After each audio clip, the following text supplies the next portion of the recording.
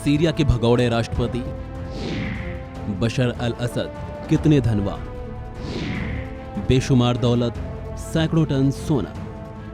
Syria में बशर परिवार के राज का अंत हो गया है और वह देश से भागकर रूस जा चुके हैं। पुतिन ने बशर और उनके परिवार को राजनीतिक शरण दी है।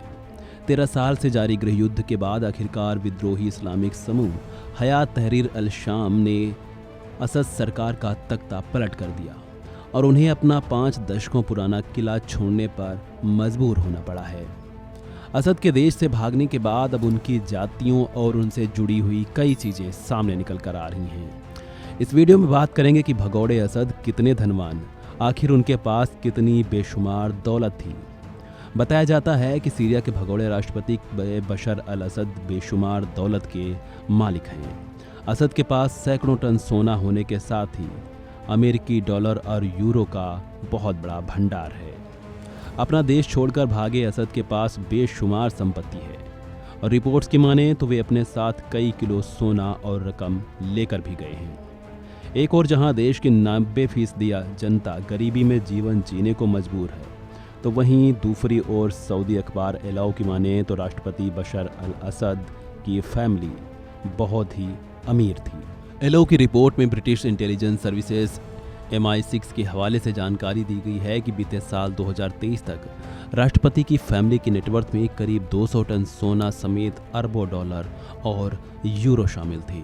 एलाओ के मुताबिक 200 टन सोने के भंडार के अलावा राष्ट्रपति असद की संपत्ति में 16 अरब डॉलर और 5 अरब यूरो करीब 44,594 करोड़ रुपए की अकूत संपत्ति थी। इसके अलावा आलीशान घर और महंगी व लग्जरी गाड़ियों का जखीरा भी राष्ट्रपति असद के पास था और जिसकी झलक आए दिन उनके काफिले में दिखती भी रहती थी।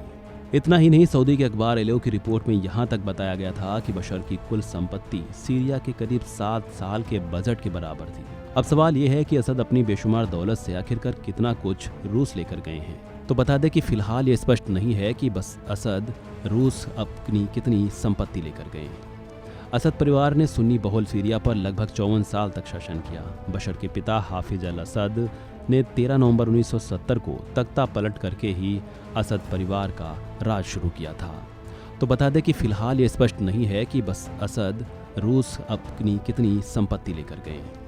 असद परिवार ने सुन्नी बहुल सीरिया पर लगभग 54 साल तक शासन किया। बशर के पिता हाफिज अल असद ने 13 नवंबर 1970 को तख्ता पलट करके ही असद परिवार का राज शुरू किया था। हाफिज अल असद के सीरिया की गद्दी कब्जाने के बाद उन्होंने बाथ पार्टी में बड़ा फेरबदल किया। सेना और बाथ पार्टी के भीतर अपने वफादारों का एक नेटवर्क बनाया, जिसके बल पर वह 3 दशकों तक सत्ता में रहे। साल 2000 में बशर ने सीरिया की गद्दी संभाली। इसी बीच बशर ने भी अपने पिता के ही नक्शे कदम को फॉलो किया और अपने खिलाफ उठने वाली हर आवाज़ को दबाने की कोशिश की, जिसका नतीजा ये हुआ कि धीरे धीरे परिस्थितियां ऐसी बनी कि सीरिया के लोगों में बशर की सत्ता को लेकर असंतोष बढ़ता गया और धीरे धीरे उनकी सत्ता को उखाड़ फेंकने के लिए लोग एकजुट होने लगे और फिर शुरू हुआ सीरिया में गृह युद्ध।